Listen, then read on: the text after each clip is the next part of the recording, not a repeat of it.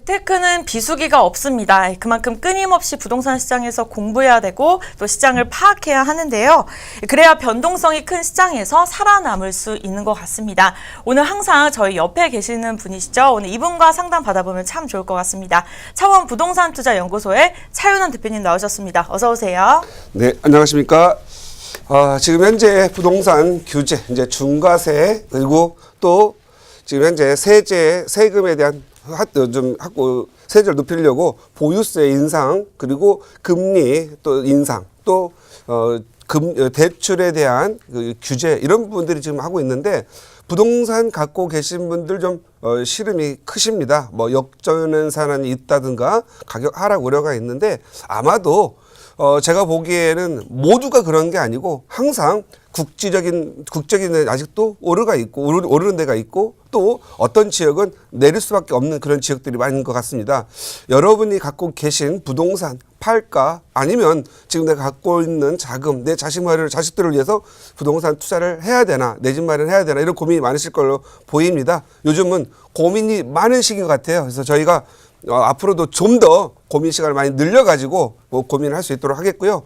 오늘 또 여러분의 부동산 고민 궁금한 거 있으시면 전화 주시기 바랍니다. 열심히 상담해드리고 여러분과 함께 가도록 하겠습니다. 네, 부동산 시장의 분위기가 많이 바뀌고 있는 시점인 것 같습니다. 그만큼 또 꼬꼬박사를 통해서 이 시점 다시 한번 짚고 넘어가야 할 내용이 있다고 하셨는데요. 네, 박사님, 오늘은 또 어떤 내용으로 진행이 되나요? 네, 지금 현재 그 부동산을 좀 약간 4, 5년간을 한번 분석해 보면서 앞으로 2018년, 19년 어떻게 가야 될 건가, 어떤 점검의 시간을 좀 가져볼까 합니다. 지금 현재 항상 우리가 보통 말을 할 땐 어떤 패러다임의 변화, 이런 부분들 많이 얘기하고 있죠. 그래서 저는 지금 오늘 이 시간에는 부동산 투자의 패러다임이 바뀌고 있다. 어떻게 바뀌고 갈 건지 한번 과거를 짚어보면서 살펴봤으면 좋겠습니다. 지금 현재 2006년과 2007년 그 고점을 지키면서 고점을 통과하면서 2008년 리먼 브러더스 미국발 부동산 붕괴가 좀 있었습니다. 그래서 가격이 계속 곤두박질을 치면서 이때 하우스 푸어가 많이 나왔었죠. 하우스 푸어는 대부분이 다 아파트에서 나왔었습니다. 특히 이제 수도권 이 주변에 투자자들이 많이 확장되는 과정에서 급격히 가격이 떨어지고, 또 역전세난, 또 공실, 이런 걸로 인해서 하우스 푸어가 많이 나왔었는데, 지금 현재 2012년, 13년을 거치면서 바닥길을 지냈죠. 이때도 역시 투자를 못하고 전세 사시는 분들, 또 청약저축 기다렸던 분들, 이런 분들이 굉장히 가슴 아픈 시기가 바로 2018년 이 시기였나 아니었나 싶습니다. 우리가 지금 2018년 지금 현재 가만 놔뒀으면 어떻게 됐을까요? 라고 하는 건데요. 가만 놔둔다라는 것은 부동산 정책 규제죠. 특히 이제 부동산이 너무 과열되면 규제를 하게 되죠. 첫 번째가 가장 쉽게 쓸 수 있는 게 세금 부분이고, 세금에는 부동산에는 취득세라든가 이런 부분 건드리지 않고 양도세를 좀 많이 건드리죠. 그 다음에 보유세라고 하는 것은 재산세하고 종부세가 있는데, 요 부분에 대해서 우리가 보유세 부분에 대해서는 항상 늘 과거로부터 했던 현실화, 시세 반영, 이런 부분이었는데, 보유세 같은 경우는 보통 시세 대비 60에서 80%를 반영하고 있었는데, 이제 이런 시세를 90%까지 끌어올리면서 보유세의 구간을 좀 어떻게 만들어 보겠다라는 그런 정책 갖고 있는 것 같습니다. 사실 보유세는 그다지 큰 영향을 미치지 않을 걸로 보이는데, 계속 세금이 이런 보유세 하나를 또 높이고 부동산에 대한 규제를 하는 부분에 대해서 아마 제가 봤을 때 시장 분위기에는 두려움, 어떤 공포심을 갖고 있는 것 같다라는 생각이 들고요. 제가 봤을 때는 이런 부분은 좀 부동산 시장을 일시적인 타격을 가할 수 있겠지만, 다시 또 모두가 내는 세금이라는 부분들 때문에 면역이 좀 생기지 않을까. 그래서 시장 충격은 그다지 크지 않을 걸로 보이고 있는데, 2014년, 지금 현재 다시 중과세가 살아났는데, 우리가 2014년 1월 1일자로 양도세 중과세가 폐지가 되고 종부세도 동시에 폐지가 됐습니다. 폐지가 되고, 죄송합니다. 그 분양가 상한제하고, 그 다음에 양도세 중과세가 2개가 폐지됐죠. 상한제를 폐했다라는 건 건설사가 가격을 좀 높여서 팔 수 있는 거고요. 양도세 중과세를 폐지했다는 것은 개인들, 세대들이 여러 주택을 사들여도 그냥 일반 과세를 하기 때문에 여러 주택을 보유할 수 있는 기간이었죠. 그래서 이때부터 해서 소형 주택 20평대와 18평대를 중심으로 해서 급격히 가격이 상승하다가 30평대 상승을 했고 2018년에 이르러서는 다시 또 중과세, 다주택자에 대해서 10% 또는 20%의 추가 과세와 장기 보유 특별공제를 중과세가 삭제시킴으로써 지금 세 부담이 많이 늘어나서 이제는 같이 그냥 보유를 해야 되는 그런 부분이 많겠죠. 그러다 보니까 중공공 임대로 지금 전환한 분들이 많은 것 같습니다. 2014년, 15년, 16년 정말 어떻게 보면은 이 시기에는 가격이 많이 상승을 했고 또한 그동안 과거에 전세값이 많이 올라졌기 때문에 갭 투자가 성행함으로써 전체적으로 투자자들이 많이 모였던 것 같습니다. 그래서 이게 지금 보면은 부동산도 건전한 투자가 됐을 경우에는 하나의 경제 흐름을 볼 텐데 너무 과열이 됐기 때문에 투기로 보고 서울 같은 경우 4개 구에 대해서는 투기 지역 또는 서울 전체 나머지 구역에 대해서는 투기 가열 지구로 지정함으로써 부동산에 대한 거래를 좀 제한하고 거래량이 떨어지게 되면 부동산 가격이 비례적으로 좀 낮춰질 수가 있습니다. 그러나 부동산 거래가 떨어졌다 무조건 가격이 떨어지는 건 아니고 대체적으로 비례한다 이렇게 보시면 될 것 같습니다. 그런데 이 시기에는 아파트 서울과 또 지방 그다음에 대도시 중심으로 해서 주로 주거의 편의성을 제공하는 아파트 중심으로 가격이 많이 상승을 끌어왔다고 보시면 될 것 같고요. 많이 올랐던 분들은 이제는 팔고 또는 현금 여력이 있는 분들은 노후 대책, 특히 베이비 부모들 분들이 이제 어떻게 보면은 마땅한 사업거리도 없고 하니까 월세를 많이 받을 수 있는 임대 소득을 위해서 꼬마 건물로 많이 전향했던 걸로 보여집니다. 꼬마 건물들이 가격이 급격히 많이 상승을 했죠.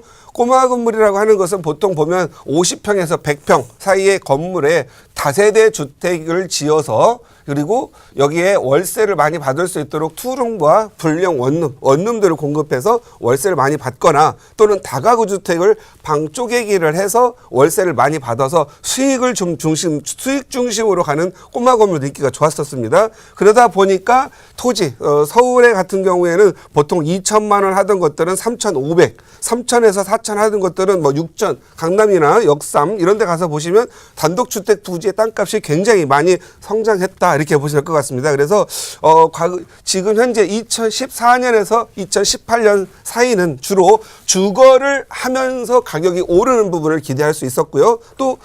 또는 주거하고 투자 개념을 섞었다라면 어떤 분들은 주거를 하지 않고 순수 투자 개념으로 접근했기 때문에 투자자가 많이 몰렸던 시기라고 보시면 될 것 같습니다. 그렇다면 2018년 지금은 어떤 시기냐? 저는 지금 현재 문재인 정부 들어와서 부동산 규제에 의해서 가격이 꺾였다기보다도 심리적으로 2012년 대비 2018년 사이에 가격이 많이 올랐기 때문에 이미 매수하시는 분들, 투자자들이 상당히 좀 피로감을 느끼는 시기였다 이렇게 보시면 될 것 같습니다. 그래서 거기에 맞추어서 또 부동산 거래를 좀 어느 정도 안정화시키고 부동산 가격을 좀 안정화시키기 위해서 부동산 정책이 2017년 8월 2일자로부터 나와서 지금 현재 조정 대상 지구를 다 상대로 해서 거래를 감시하고 있다 이렇게 보시면 될 것 같습니다. 과연 그렇다면 지금 이 시기에서 과연 2019년 20년 이 시기에는 어떻게 갈 거냐 하는 부분인데요. 저는 여전히 2019년 20년은 지금 현재 2012년에서 14, 15년 사이에 공급된 물량도 많았지만 그 이후에 공급되는 물량 그리고 올해 공급되는 분양 물량을 봤을 때 앞으로 여전히 부동산의 공급과 수요에 의해서 공급이 많아짐으로써 부동산 가격은 하향 조정이 좀 될 걸로 보여집니다. 그러나 모든 지역이 그렇다는 것은 아니고 앞으로 오를 지역이 과거에는 거의 90% 이상의 지역이 올랐다라면 어느 정도 2016년도 와가지고는 한 오를 지역이 60% 줄어들다가 2017년 들어와가지고는 15에서 20%로 줄어들다가 이제는 5에서 10% 정도로 줄어들었기 때문에 투자해서 가격을 지금 단기적인 급등을 노리거나 단기적인 재테크를 하기에는 어려운 시기가 되지 않았느냐 이렇게 보이면 될 것 같다라고 생각하고요. 2019, 20년, 21년 사이에는 어느 정도 개걸음을 치거나 쉽게 말해서 보합세를 유지하거나 가격 상승이 그다지 되지 않을 것 같다. 대부분의 지역이 다만 5에서 10%는 개발 주변 인근의 어떤 개발 계획이라든가 자체적인 재개발, 재건축 이런 부분들에 의해서 가격 상승 지역은 소수 여전히 있다 이렇게 보시면 될 것 같고요.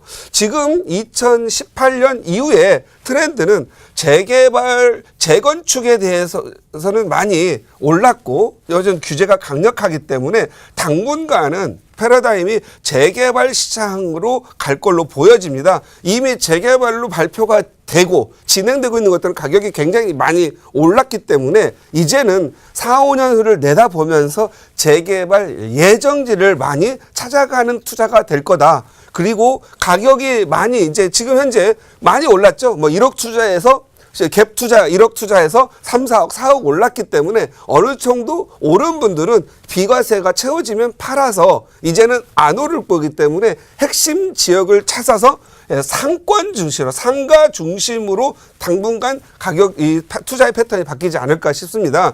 왜냐하면 상가라는 부분들은 좋은 자리 핵심 상권에 가서 투자를 할 경우에는 월세가 따박따박 나와주는 부분들이 있고 보통 4에서 5%만 나와줘도 앞으로 한 4, 5년간만 월세가 나와준다면 통장에 20에서 30% 정도는 충분히 쌓이고 좋은 상가들은 언제든지 더 팔기가 좋기 때문에 상가 정도로 아마 투자자들의 어떤 패러다임이 옮겨가지 않겠느냐 이렇게 예상이 되고 있습니다.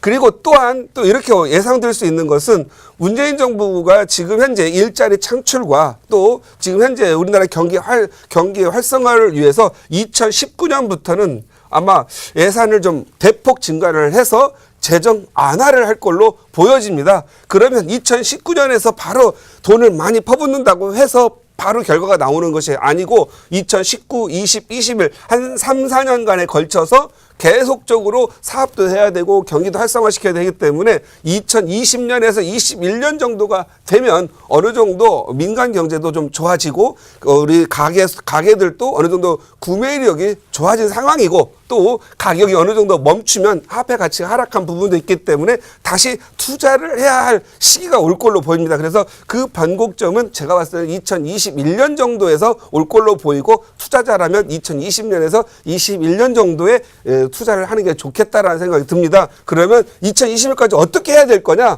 이런 부분들은 약 뭐 5에서 10% 정도 개발 호재가 있거나 또 재개발 예정지 이런 데를 찾아서 투자를 하시거나 좋은 상권, 핵심 상권을 찾아서 공실이 없고 월세가 꼬박꼬박 나올 수 있는 그런 지역을 찾아서 투자를 하신다면 제가 봤을 때는 이 어려운 경기를 무난하게 이겨 나갈 것으로 보입니다.